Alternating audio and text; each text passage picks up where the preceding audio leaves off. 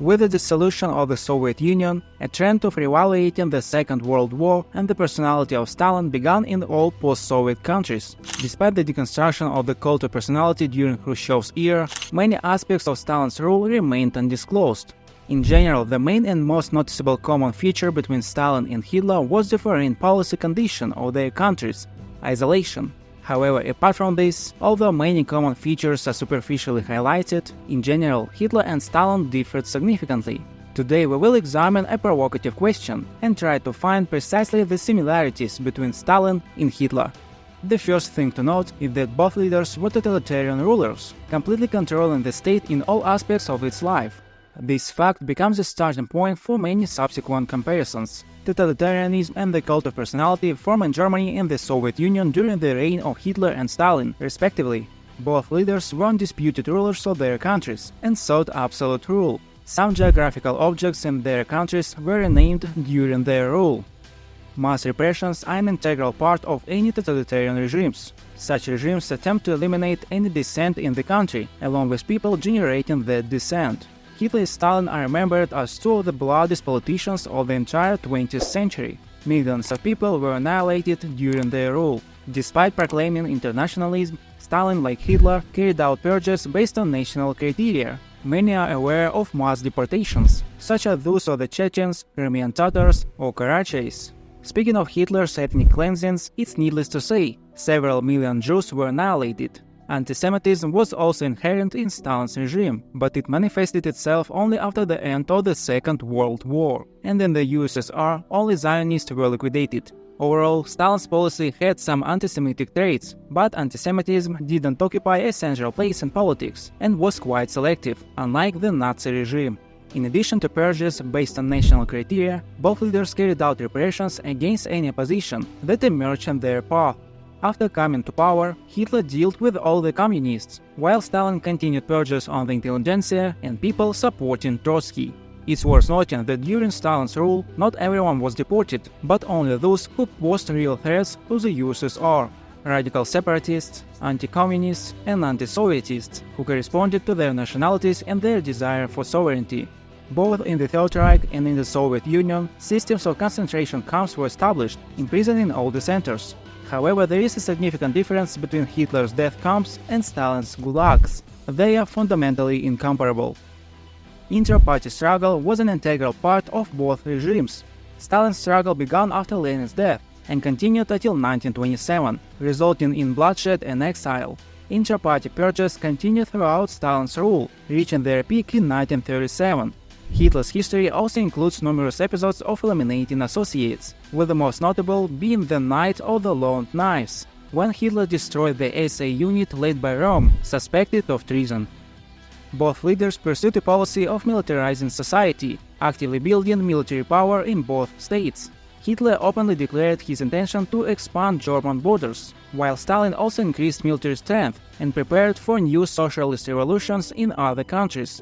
However, militarization was fully launched only with the onset of the World War II. In the pre-war and post-war periods, Stalin was a relatively peaceful politician, not a pacifist, but not a militarist either.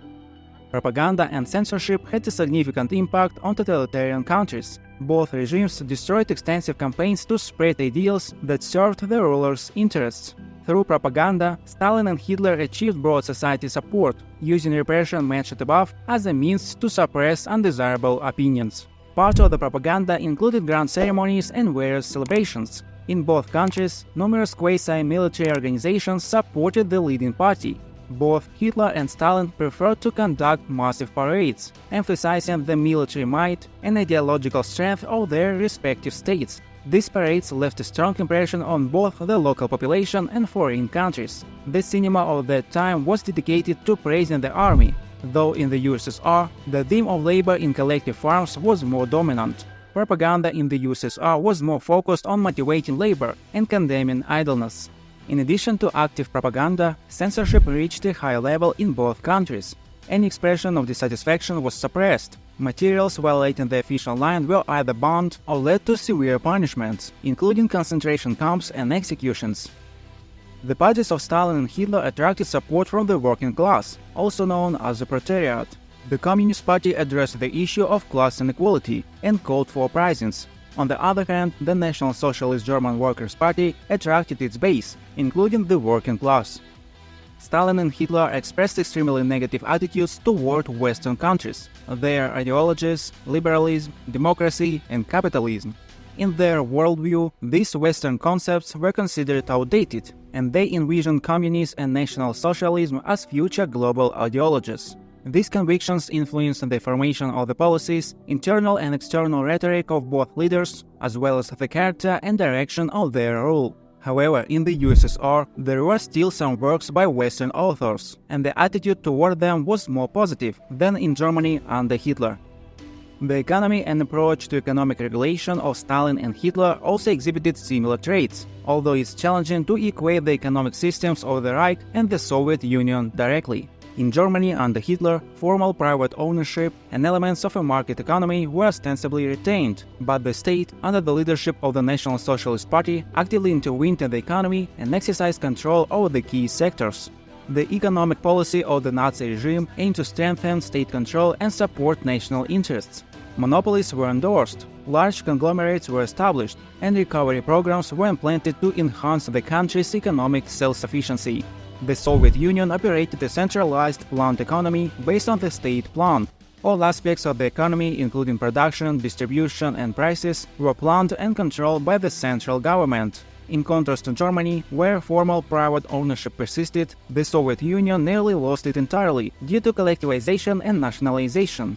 Although the economies differed, common features emerged. Both countries actively intervened in the economy, exercising control over key sectors and regulating prices, labor relations, and resource distribution. Both in Germany under Hitler and in the Soviet Union under Stalin, strategies of economic self-sufficiency were employed to strengthen national interest and reduce dependence on external markets. Due to the centralization of the economy, both countries achieved remarkable results within a short period of time. Both leaders implemented economic plans within their respective territories. In Germany, there was an equivalent to the Soviet 5-year plans. Hitler openly expressed opposition to capitalism and claimed to be a socialist. As I mentioned, while there are many surface similarities, Hitler and Stalin were quite different overall, and their differences should be explored in a separate video.